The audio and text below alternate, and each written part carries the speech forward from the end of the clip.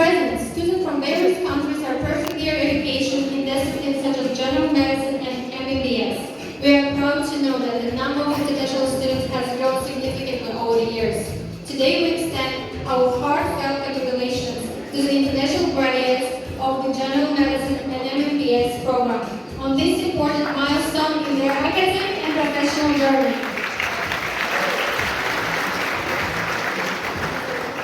Bugun bitiruvchi talabalarimiz Toshkent tibbiyot akademiyasi Urganch filialining bakalavr diplomiga ega bo'lmoqdalar. Bitiruvchilarimiz sharafli va mas'uliyatli kasb egasi bo'lmoqda. Sizlar buyuk Gippokrat, shuningdek ulug' alloma vatandoshimiz Avvalin Sino izdoshlariz.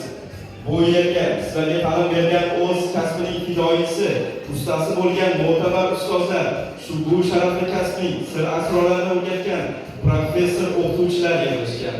O'z o'rnida siz kelajakda ustozlar mehnatini oqlashingiz va o'z kasbingizga sodiq bo'lishingiz lozim.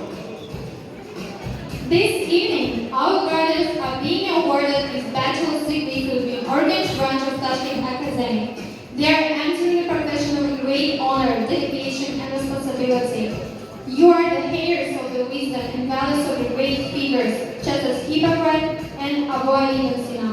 Present with us today are the dedicated professors and educators who have guided and mentored you throughout this journey, the true masters of their craft, who have shared the noble secrets of the medicine profession. May you carry their teaching with pride and uphold dignity of your profession with integrity and compassion. Keling, hurmatli mehmonlar, aziz professor o'qituvchilar va bitiruvchilar, bugungi tadbirimizni ochib berish uchun so'z navbatini Toshkent tibbiyot akademiyasi Urganch filiali direktori, tibbiyot fanlari doktori professor Ro'zibayev Rashid Yusupovichga beramiz.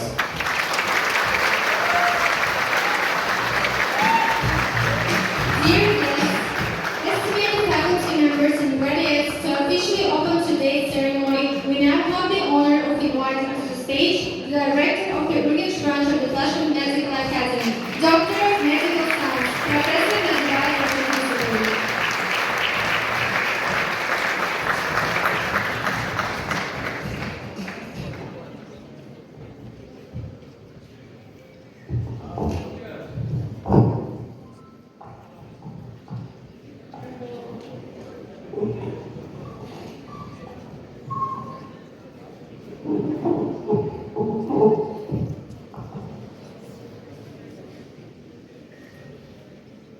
Assalomu alaykum, professor o'qituvchilar, assalomu alaykum hurmatli talabalar. Men ming bora o'zim so'rayman. Mana hammangizga xabarlaringiz bor. Kecha Hindistonda Ahmadobod shahridan London shahriga uchayotgan samolyot aviahalokatga uchradi. Bu yerda ko'plab qurbonlar, mana o'sha samolyot qulab tushgan joyda ham oxirgi ma'lumotlarni eshitishim bo'yicha 70 dan ortiq talabalar halok bo'lganlar. Kelinglar shularni bir eslab, bir minutlik sukut e'lonlaymiz. Good morning, everybody. In connection with yesterday's tragic incident, we intend to share the grave prognosis that all 2,242 passengers and two crew members appears to have the parachute. And as we know from the last news, there were also 70 medical students. So we ask you to join us to now in a moment of silence to honor their memory. Let us reflect in silence.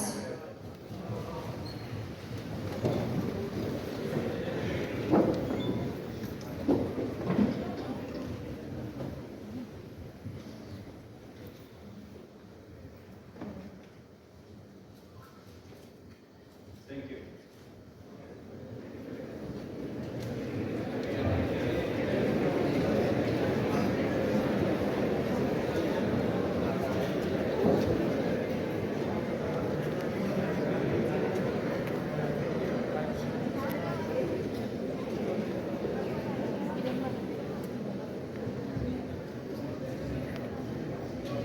Hurmatli talabalar, mana bugungi kunda Toshkent tibbiyot akademiyasi Urganch filialida 10 ta davlatdan 1000 kelib, O'zbekiston tibbiyotida mavjud bo'lgan turli yo'nalishlarda ta'lim olmoqdalar. Dear students, as you know, there are in our Tashkent Medical Academy, there are students from more than 10 countries and more than 1,050 students. And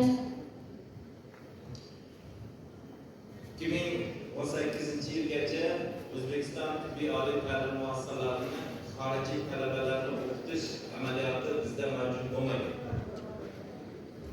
before we had opportunity to teach you and teach any international students from 2018. 2018 yilda hurmatli prezidentimizni qarorlari bilan mana shu O'zbekiston oliy ta'lim muassasalariga xorijiy talabalarni jalb qilish 2030 yilgacha O'zbekiston oliy ta'lim muassasalarini O'rta Osiyoda xorijiy talabalarga, mahalliy talabalarga ta'lim berish hubiga aylantirish chora-tadbirlari ishlab chiqilgan. From 2018, from the President's decree, they started to take college students from different countries, and by 2030, they want to increase the number of students. Shuning uchun bugungi kunda xorijiy talabalarni o'qitishda bizlarda ancha kamchiliklarimiz mavjud, lekin mana shu hurmatli prezidentimizning qarorlari va davlatimizning, hukumatning qarorlari asosida bugungi kunda mana shu sharoitlarni yaxshilash uchun ko'plab ishlar olib borilmoqda. Even though we have a lot of mistakes and we have a lot of problems, with the President's decree, we still try to give you all the opportunities to study. To'g'ri, bizlarda yaratilgan sharoitlar hali sizlarni to'liq qanoatlantirmasligi mumkin, lekin mana shu keyingi 2-3 yil ichida mana shu xorijiy talabalar uchun yotoqxona, qo'shimcha kutubxonalar, qo'shimcha o'quv-xonalari, qo'shimcha kasalxonalar qurish uchun filialning chora-tadbirlari ishlab chiqilgan. Men o'ylaymanki, mana shu oldimizga qo'yilgan vazifalarni keyingi 2-3 yilda biz albatta bajaramiz. Even though many of you are not satisfied with the study, but in a few years, I mean 2 or 3 years, you try to change everything and make more libraries, hospitals, and hostel for students. Bundan tashqari, mana bugungi kunda O'zbekistonda jami 15 mingga yaqin xorijiy talabalar ta'lim olmoqda. Agar mana shu xorijiy talabalarni soni bo'yicha olib qaraydigan bo'lsak, bugungi kunda Toshkent tibbiyot akademiyasi Urganch filiali respublikada Samarqand davlat tibbiyot universiteti va Milliy universitetdan keyin 3-o'rinni egallab turibmiz. In Uzbekistan, there are more than 50,000 international students, and our Tashkent Medical Academy stay on the third stage by the number of the students after Samarkand and National University.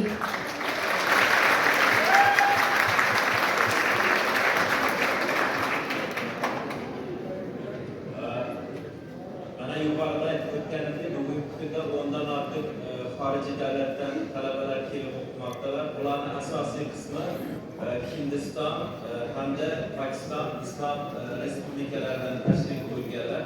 Mana bugun bizlar mana shu davolash ish yo'nalishi bo'yicha hamda MMBS yo'nalishi bo'yicha bitirayotgan talabalarning bitiruv marosimimizga yig'ilganmiz. Bu tadbirni tashkillashtirishda mana shu filialning xorijiy talabalar dekanati, ma'naviyat va ma'rifat ishlari bo'yicha direktor o'rinbosari hamda mana shu bizlar bilan ko'p yillardan beri ishlab kelayotgan Asl Pharma firmasi rahbarlariga men o'zimning chuqur minnatdorchiligimni bildiraman. As I said before, there are students from more than 10 countries, international students, and most of the students from Pakistan and India. And therefore, I want to say thank you to the... Agar ruxsat bersangiz, men qisqacha bo'lsam, bugun mana Pokiston Islom Respublikasi, Hindiston respublikalari bilan O'zbekiston respublikasi o'rtasidagi aloqalarga to'xtalib o'tadigan bo'lsam, Pokiston Islom Respublikasi 1991-yilda O'zbekiston mustaqillikka erishganda birinchilardan bo'lib bizlarni tan olgan davlatlardan bittasi. Since 1991, the Uzbekistan and Pakistan Friendship Society has been actively operating, regularly organizing cultural and scientific events, as well as delegation of scholars and figures between our countries.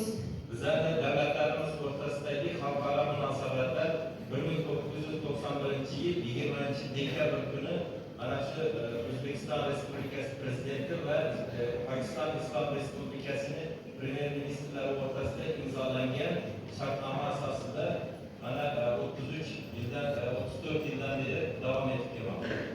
When speaking about the recent history of Uzbekistan-Pakistan cooperation, it's important to know that on December 20, 1991, Pakistan was one of the first countries to recognize the independence of Uzbekistan. In particular, during the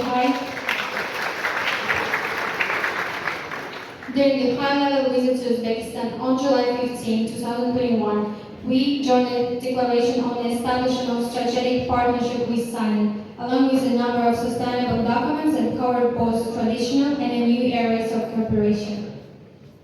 O'zbekiston Respublikasi Prezidenti va Pokiston Islom Respublikasi Premyer Ministrlari o'rtasidagi uchrashuv bundan 3 oy oldin 2025 yil 26 fevral kuni Toshkent shahrida bo'lib o'tdi va yuqori aloqalarimiz yanada yuqori ko'rsatkichlarga ko'tarildi. Also, there was a meeting in 2025, few months ago in February, and they again signed along with sustainable documents about the traditional ways of cooperation. Yana shuni alohida ta'kidlab o'tishim kerakki, agar o'rtamizdagi mana shu Tojikiston hududi, qisqacha Afg'oniston hududini e'tiborga olmaganda biza Pokiston bilan yaqin bo'lgan davlatimiz, mana shu bir Markaziy Osiyo hududida joylashgan.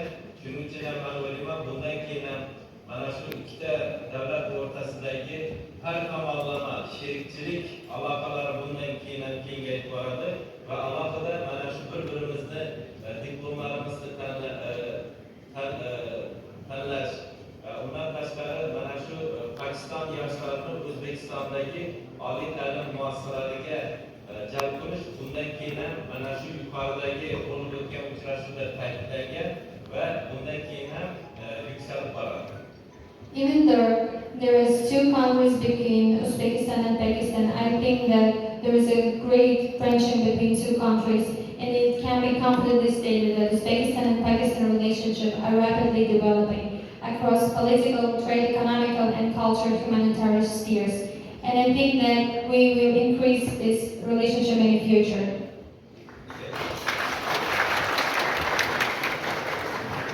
Endi Hindiston Respublikasi va O'zbekiston Respublikasi o'rtasidagi munosabatlarga to'xtalib o'tadigan bo'lsam, bizlarning xalqlarimiz orasidagi munosabatlar ming yillarga borib taqaladi va mana shu Hindiston davlati hamda va O'zbekiston hududi va O'rta Osiyoda xalqlar azaldan Hindiston bilan do'stona munosabatlarda bo'lib kelgan. As for Uzbekistan and India relations, the two countries are strategic partners. Based on the traditional friendly ties, cooperation has been actively developed in various sectors, including trade, investment, economy, culture, and education exchange, especially in the high technology, innovation, industry, and development. India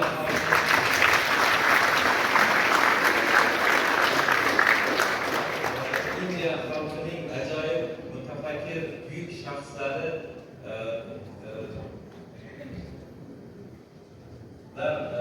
mana 2018 yildagi bo'lib o'tgan mana shu xalqaro aloqalar deli shaklida mana shu O'zbekiston Respublikasi va Hindiston Respublikalari o'rtasidagi aloqalarning bundan keyingi keng rivojlanishiga sharoit yaratib bergan.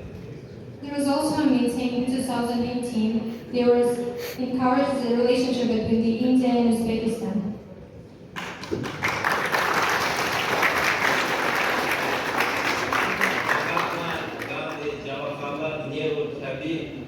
Hindistonning buyuk shaxslarini O'zbekistonda juda yaxshi biladilar va hurmat qiladilar.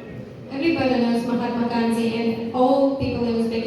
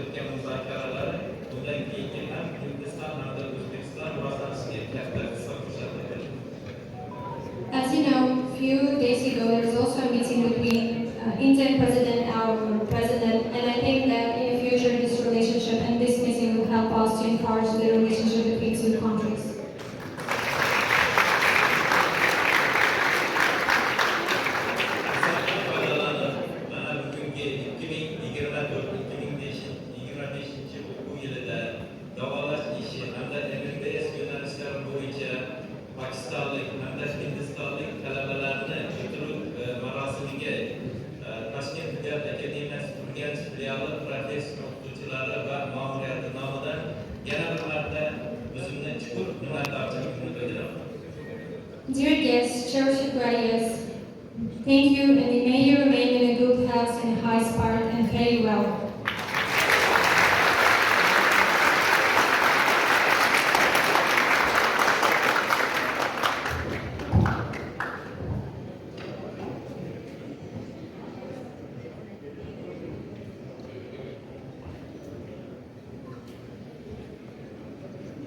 Direktorim, Fan va innovatsiyalar vazirligi huzuridagi talaba va o'quvchilarning ijtimoiy faolligini oshirish markazi direktori Akromov Abdumalik Abdumutalovичga berish maqsadida sahramizga taklif qilamiz. Marhamat ustoz. We also honor to welcome to the stage Mr. Akramov Abdumalik Abdumutalovich, Director of the Center for Promoting Social Activity of the Students.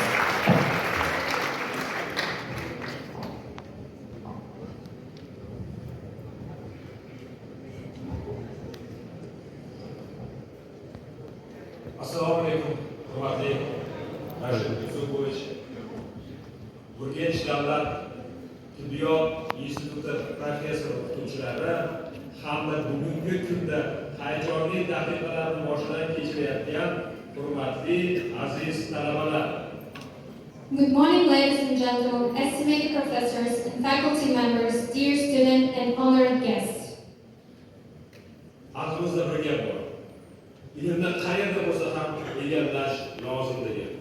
Negaki inson bu dunyoda nimaga erishadigan bo'lsa, albatta buni tagida zahmatli mehnat va albatta ilm yotadi.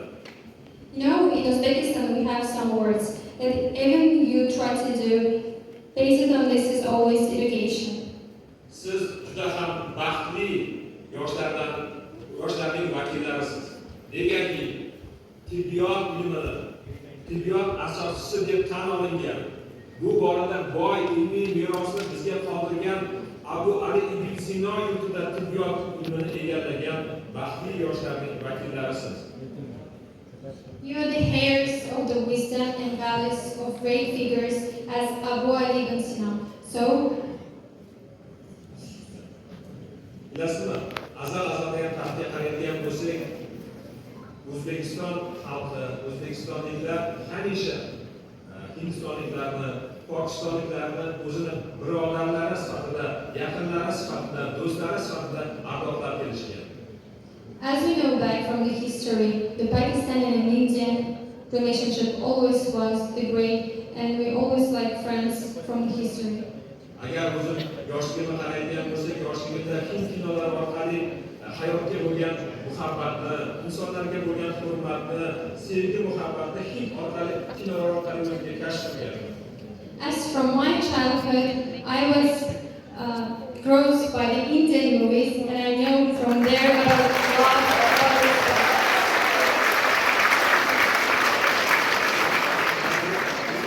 about respect. Hamkorligimiz misolda ko'p bilan hamkorlikda filmlar suratga olinganligi, demak O'rta Osiyo hamda Amerika, Afrika davlatlarida festivallarni mukammal o'tkazib kelinganligi bu do'stlik aloqalarimizni uzoq tarixga ega ekanligini bildiruvchi hisoblanadi. As we know that we have a long history between two countries. Dunyoda kasblar ko'p, hunarlar ko'p. Lekin ikkita kasb egasini o'rnida hayotda hech kim bosa olmaydi. There are many professions and jobs in this world, but there is no any place instead of like two professions. Bu birinchisi pedagoglar.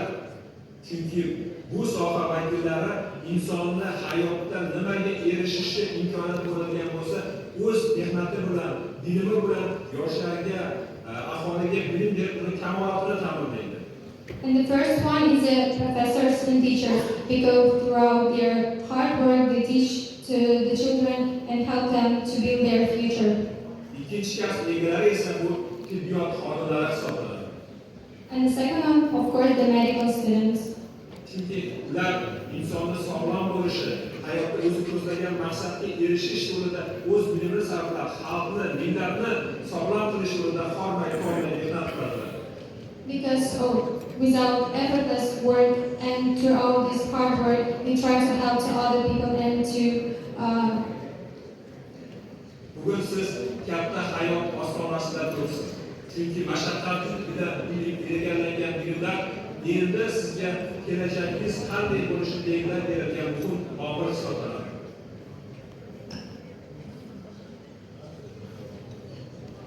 Xo'p, va mana shu kasbni egallash yo'lida keyingi faoliyatingizda barchangizga omadlar tilab qolaman. and I wish you all and I wish you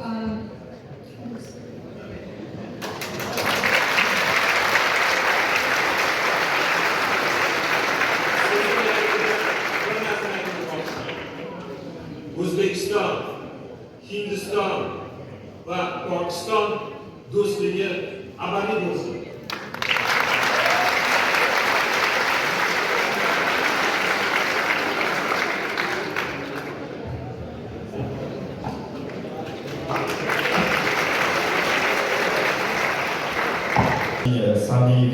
samimiy va beqiyos so'zlar uchun umuman olganda tashrifidan juda ham minnatdormiz. Sizlarga yaxshi kayfiyat ulashish maqsadida xorijlik iqtidorli talabalarimiz, undan tashqari hozirgi endigi so'z navbatini bitiruvchi talabalarimizdan bo'lgan doktor Sonakshiga beramiz.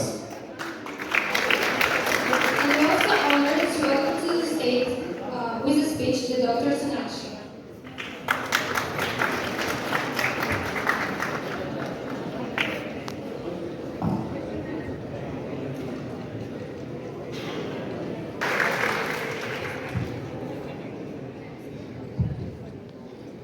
Namaste, respected faculty and my dear fellow warriors. Today is not just a graduation. Today is a celebration of survival, of growth, and of a journey that even Netflix couldn't write better than us. When I gave lead in 2019, I had dreams of white coats and calm hospitals. What I didn't know was that this dream would take me across countries, pandemics, and even war zones. Going to Ukraine felt like teleporting into a whole new world. Language barrier, culture shock, and snow that made me question my life choices every single morning. Those first few days felt impossible. But then life became with friends. Friends who became family, roommates who became therapists, and child that became our antidepressant. With those friends, those cooking sessions, late night anatomy revisions, I made best memories. Just when things began to feel okay, COVID happened. Classes from bed, exams from kitchen, our laptops for more of us than our parents. Then came the war, and suddenly textbooks felt less scarier than the news headlines. Then what? Well, we all made a life-changing move from Ukraine to Uzbekistan. Journey that came with its own set of challenges. But the love for India, Bollywood, movies created a bridge between our cultures.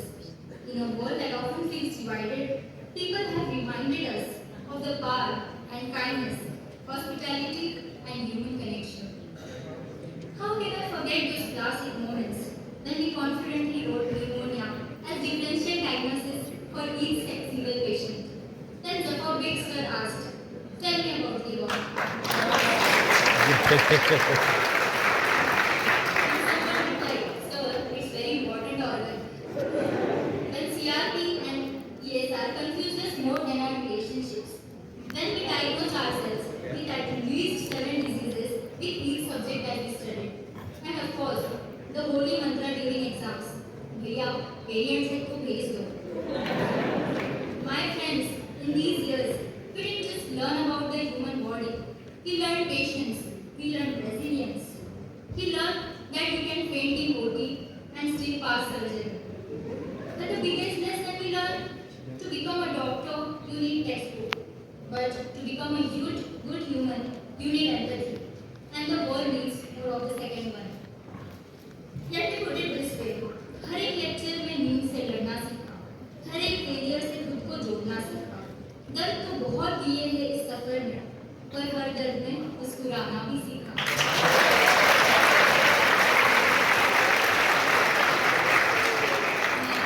As we look forward, there's one final boss battle left. Any guess? Yes, FMG, the most loyal exam. It never leaves us alone. To my dear colleagues, in the next 6 months, it's going to be a roller coaster.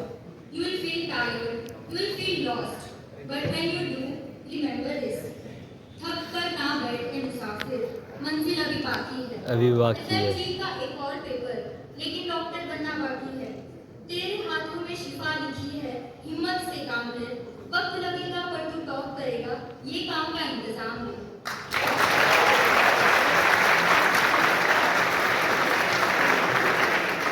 My fellow graduates, let's study like our future depends on it, because it literally does.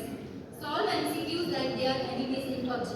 Stick notes on your walls till your room looks like a pathology museum. Take breaks, drink water, and most importantly, do not quit. Thank you for making us better, even when we were confused between ideum and idiom, for making us better learners, listeners, and healers. To our families, thank you for the prayers, the patience, those late nights खाना खा लिया messages, and the 1000 बेटा पढ़ाई कैसी चल रही है calls. To our friends, thank you for shared tears and being the real medicine. To Azhar Bhaiya, thank you for being the backbone of our administration.